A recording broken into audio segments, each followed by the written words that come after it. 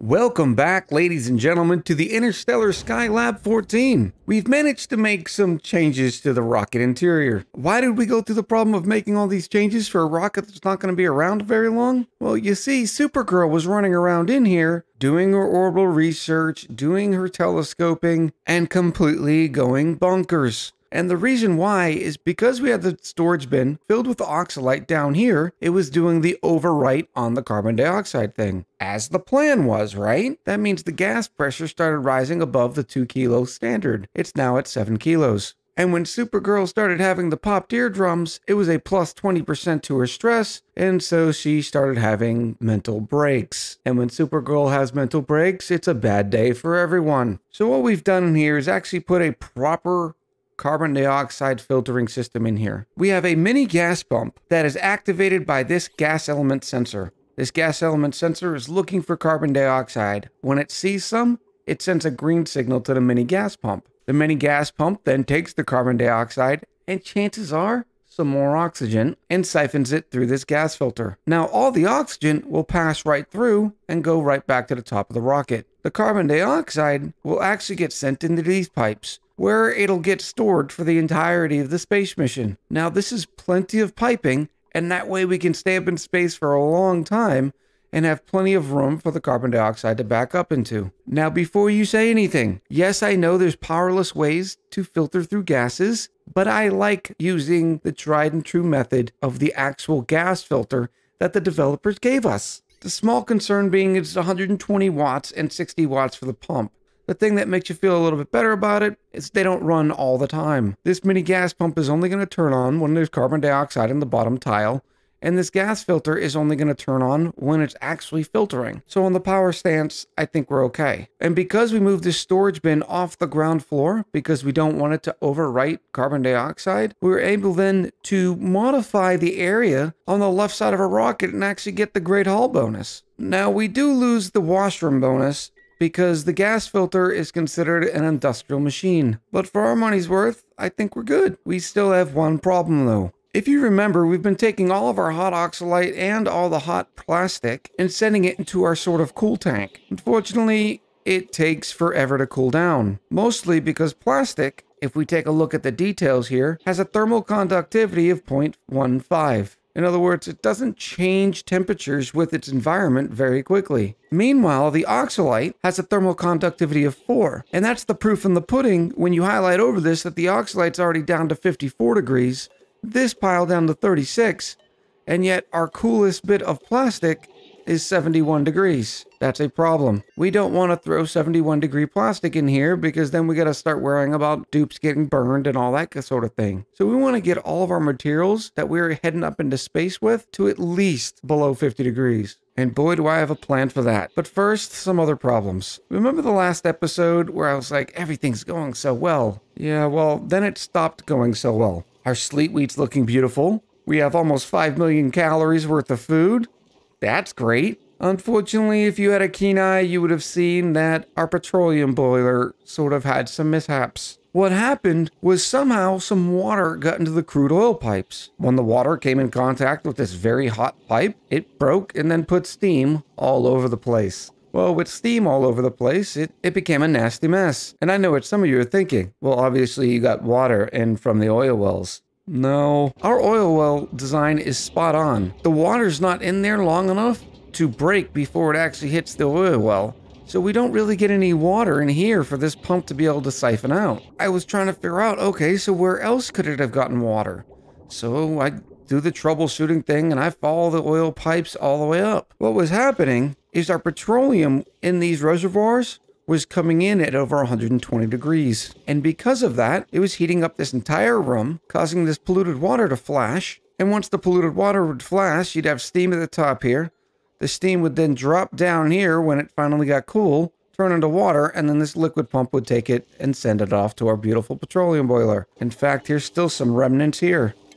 And I didn't discover it until I saw some dirt here, and I was hoping to leave the dirt as evidence, but apparently the dupes came and picked it up anyways. So what's been our fix?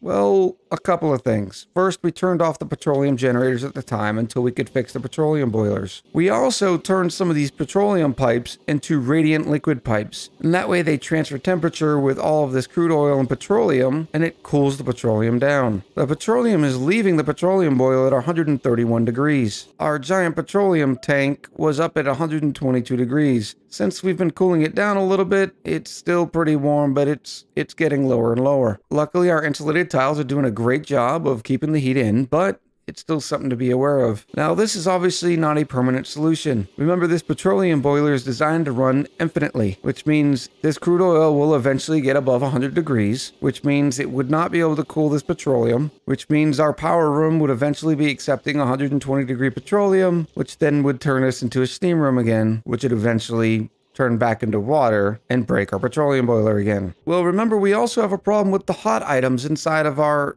Spacefarer modules. So we need to cool down the plastic and the petroleum coming in. Boy, do I have an idea for you. Before we get to that, you might have noticed it's been a couple of hundred cycles. Well, that's because I spent about 200 cycles worth sweeping everything. You'll see there's very little things left to sweep. All over the map we cleaned up. Now, we still have some of the gas issues that will take a long time to get rid of, but for the most part, we've gotten rid of just about all of the debris. I also wanted to introduce you to Cersei. Fresh off the Eternals movie, we needed another hero, so I just grabbed her in the background. Yes, I didn't use PowerShell. Cersei has nothing great. They're just a rocketry cooking tidier. We just needed more personnel because all the picking of all the debris up around the colony was just taking entirely too long. And this is already max difficulty, and I've been picking random dupes for the first 15 dupes, so I gave myself one. In fact, I might give myself more. You may have noticed that we're currently having an oxygen problem. Not to be alarmed. Some bad things happened, but I fixed them. Long story short, some brine got in the tank.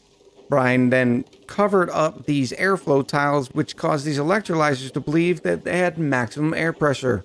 So they stopped pumping. Just something to keep an eye out for when you're using these airflow tiles, because you can't actually see the water pulled up on top of them. But all that to the side, the main point of today's episode is we want to get a couple of other rockets going, and these rockets are going to do nothing but grab stuff out of these sandy ore fields and these organic mass fields, even the rocky asteroid field. And hopefully, we'll eventually be able to find the one that has the fullerene so we can start making supercoolant. In order to make those drill cone noses, we need high velocity destruction. And that takes 250 data analysis research, which means we gotta send Supergirl back in space with her orbital data collection lab, and right now the plastic's too hot. Insert my great idea. Now I'm still thinking of a great classy name that we like to come up with. Right now we're going with the Item Locker 3000. Now, the Item Locker 3000 will be a place that stores all of the items, but it'll be nice and chilly, and it's going to run it through rails, and that way it is sure to get cooled down, because using rails is the best way to transfer heat and chill that I have found. So, as the normal, we're going to start off with some insulated tiles.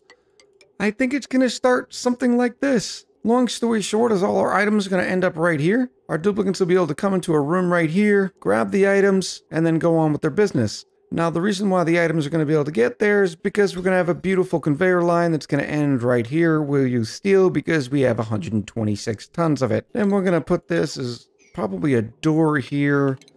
And then maybe another area because we want to liquid lock this in. How am I going to do this? That's how we're going to do it. And why are we liquid locking it in? Well, because this top part is going to be nothing but chlorine. And that way everything also gets a nice chlorine soak to get cleaned off. Now, we're not worried about heat in this, so we're just going to use some of the beautiful petroleum coming up in this line to fill up this liquid lock. Now, we're going to end up filling this area up with probably petroleum. I know there's this big discussion about whether or not the bath is better to be a polluted water or petroleum when that's all you have access to, but I still prefer the thermal conductivity of petroleum. Yes, it'll take more work out of our thermal aqua tuner because it constantly has to inject more chill into the petroleum.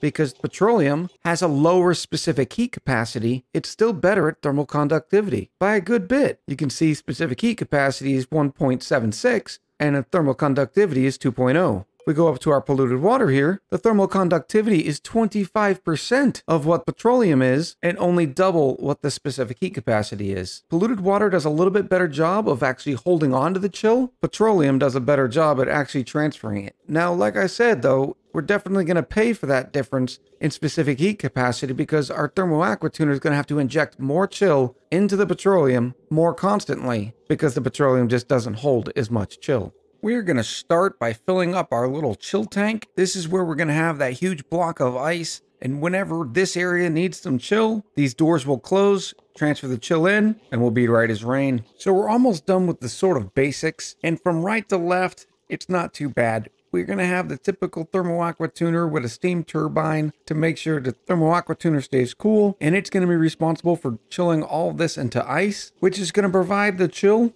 for this area. Now, it's not going to be super cold in here. We'll probably set this at 20 or so. But now we have to worry about the conveyor storage and how we're actually going to get the items there. Well, we start with conveyor loaders, and we want to make sure we have plenty. That way the duplicates can come and throw things in them. So we'll say 6. That should be good. And since we're over here, let's make the drop off a little bit easier by adding some transit tubes. That looks good to me. Now the only thing is I need to find more power for our beautiful transit tube access point here. While we're not actually limited with power itself, we're limited by my OCD in trying to make sure that all the power transformers come from this power spine. And then we have to cross them all the way over here. For this reason, I think in future playthroughs, I might actually do 2 power spines. Oh, this run right here looks perfect. It's not carrying much at all. We'll grab some lead, send it over. Beautiful. Now we already have 1 line here going to the thermal aqua tuner. It's going to run everything else as well. So now we have 6 conveyor loaders all powered up. And now we got to worry about the rails. Now the rails operate in a similar fashion to pipes do. You wouldn't want to do this and just run it all through them. They need to output onto a shared line. And that's what this system here will do. In fact, it's probably better if I come through here. And this is where we're going to have the chlorine. That'll be nice.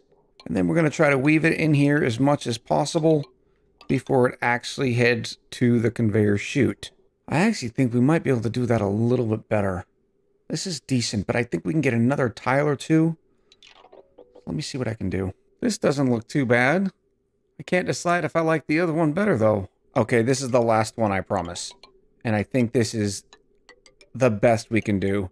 I like this a lot better. It looks like it stays in here a little bit longer. Uses up 1 more tile worth of where we will have petroleum. This will be good. We're not going to redo it again. I promise. Okay, I lied. Because we realized we could also go through these metal tiles, which is perfect. And then we can ride the up and down again. And we're actually getting even more cooling performance. Oh, that's perfect. 3rd time's the charm. Now, chances are this tile is going to get stuck. You can already see the water is high on the right side, but it doesn't look like this is going to work here. So we're probably going to have to do some finagled stuff with a tile, which also means there's going to be debris stuck in there. Maybe we can use the idea about going up sideways and grabbing it through here. Tiles in, carbon dioxide is gone. We're up to 550 kilos of water, which means it's about 225 for both of these. So a little bit more because you want all the tiles to have at least 950 kilos. That way they turn into full tiles of ice. Now it's time to go get that debris. Next step is going to be vacuuming the rest of this out. We're almost at the level that we want the petroleum. We want this entire row to be full with petroleum. And then we're going to replace the vacuum that we create with some chlorine. And that'll be as simple as putting an automatic dispenser here, grabbing some chlorine and dropping it off. Unfortunately, it doesn't look like the corner sweep is going to work. Sad potatoes. All right, the area is completely vacuumed out. Now we can just say, hey, bring all the bleach stone. We'll make it sweep only so we don't have an infinite loop sort of thing. And then we'll go to our old bleach stone storage right here, uncheck it, and then sweep it up. The entire time of building this, that plastic is still at 80.3 degrees. Hashtag plastic problems. Now, ideally, what's going to happen is this bleach stone is going to make sure that this is maximum pressure of chlorine in here. And that way we never have a problem with oxalite or anything else that off gas is coming in here and actually creating a gas. And then it'll hit this conveyor chute and it'll sit there in permanent storage, which is great because then we can get rid of all these storage bins that's been holding all of our slime and polluted dirt. Ladies and gentlemen, the germ killing, heat reducing, Item Locker 5000. Now before we get a proper demonstration, I'm going to give this thermo aqua tuner some time to cool down this into a pool of ice. But I also thought of the other great thing is when this does turn into a thing of ice, you're not going to be able to see the debris. Huh? And then this time I decided to try walling in the steam turbine.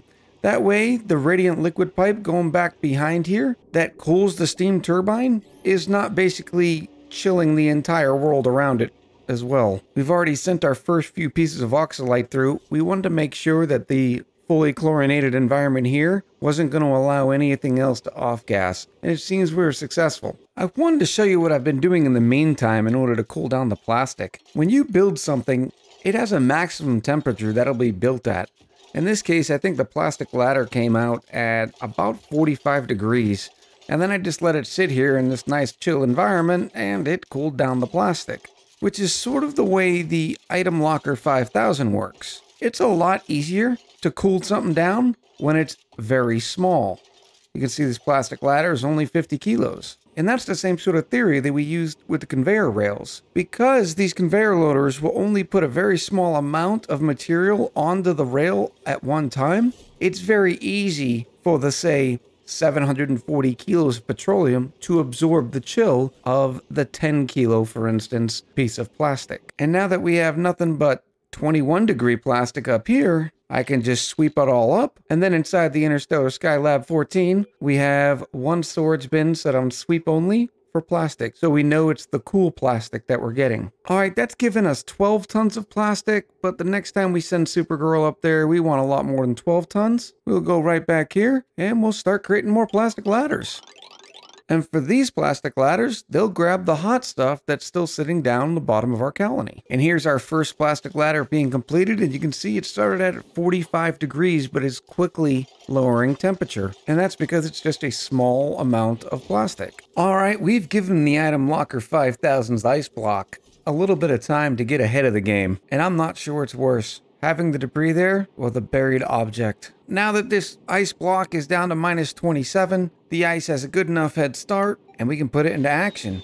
So now anytime this thermo sensor is above 15 degrees, it'll shut these doors and start transferring the cool. And in this case, I've got it fast forwarded so you can see the ice losing its chill very quickly, but it's dumping into the petroleum. It's definitely going to take a while, but once it finally gets there, we will activate all these conveyor loaders and then see what this system can do. All right, the ice seems to be holding on pretty well, and the petroleum is sitting around 23 degrees and still falling, so I think we're going to go ahead and open it up for business, just to see how it's going and see if we need to make any changes. Now, I have a master rail here, and anything that needs to head into the item locker can get there by two ways. One, automatically by using the rail system, or two, by dupe.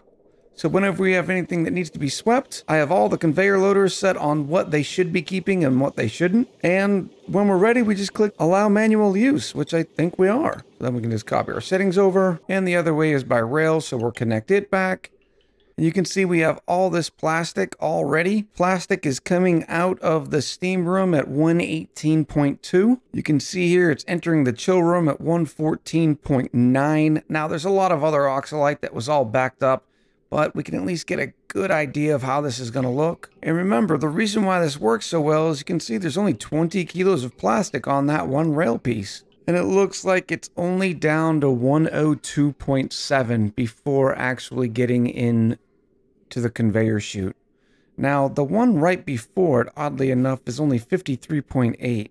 So I'm not sure if there was something weird about that piece. I wanted to show you what's been going on with Supergirl. You can see right now she still has the popped eardrums because we're still eating through all of the excess oxygen from the last time we were in space. It's still at 4.5 kilos worth. So Supergirl here, you can see, has popped eardrums, which is adding plus 20% per cycle, which even despite her high morale, remember, we're on the highest difficulty, so we get frankly depressing. So overall, it's 20% for this day, which brings her stress at 83%. But the more she breathes this oxygen, it'll get it back down to level. She won't have popped eardrums, and all will be right in the world. I just absolutely love that phone.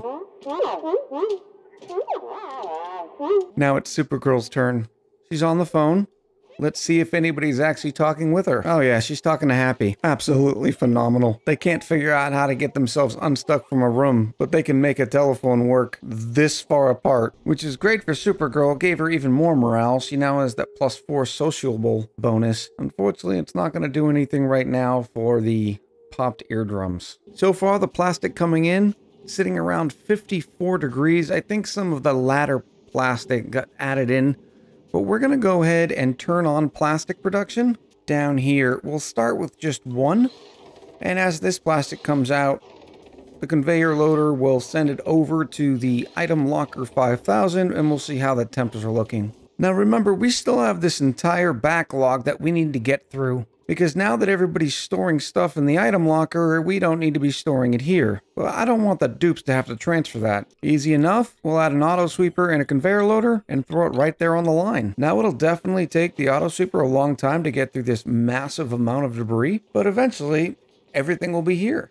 So I added a few more conveyor loaders, especially while we're transferring everything over. One of the big tasks is actually taking all the slime and polluted dirt from over here and bringing it over to the item locker 5000. Now, to keep from an infinite loop, these storage bins will now only pick up rot piles, which is okay, because rot piles over time just turn into polluted dirt. The same thing for this little chest right here. It's also set on rot pile, but at a higher priority. And that way, if the auto sweeper ever pulls any rot out of the deep freezer, it'll throw it in here in this storage bin, but it's only a priority of 3. So they'll bring it over here because this has a rot pile with a priority of 5. The rot pile will change into polluted dirt, just like it has, and then the storage bin will spit it out. We also added some decor. Unfortunately, Poison Ivy wasn't too creative. She gave us 2 genius sculptures, the cube and the, I guess that's a cone? It's been a long time since I've taken geometry. And then she gave us the same metal sculptures as well. At least she knocked it out of the park with the masterpiece. But we do all this just to try to counteract some of the decor effects. Remember, this debris pile is going to be awfully nasty, but the dupes only have to come in here, they'll stand right here, they'll get whatever they need, and then they'll move on. Wanted to give an update on Supergirl here. You can see her stress is actually going down. She averages 0 per cycle, and that's because the oxygen's at less than a 2,000 grams level. The system here is working great. It siphons up some oxygen, some carbon dioxide, puts the oxygen back in the atmosphere, and what it looks like is it's actually venting the carbon dioxide, because for as long as she's been in space, there should be some saved up carbon dioxide, and there isn't. They may have changed the functionality a little bit, where it just instantly gets vented into space. Because she's also getting the 10% stress debuff when she's sleeping, all that stress is eventually going to go away. We're almost to improved hydrocarbon propulsion though. We're at 208 of 250, so the next round trip she makes, we should have enough for the petroleum engine. And then we're going to start getting working on the drill cone. We found a couple more ice asteroids, nothing really to speak about. Next time we go search, we're going to search and see what this is, because I am on the hunt for some fullerene. But that's going to do it for this episode. The item locker 5000 took a little longer than I expected, but we will eventually get to the drill cone rockets. Fear not. Now, this was a first try design, so there's probably 100 things that I could have done better. So let me know in the comments below what you liked about it, what you didn't, and quite frankly, what you think could have been done better. I had a great time in this episode. I hope you did too, and I'll talk to you soon.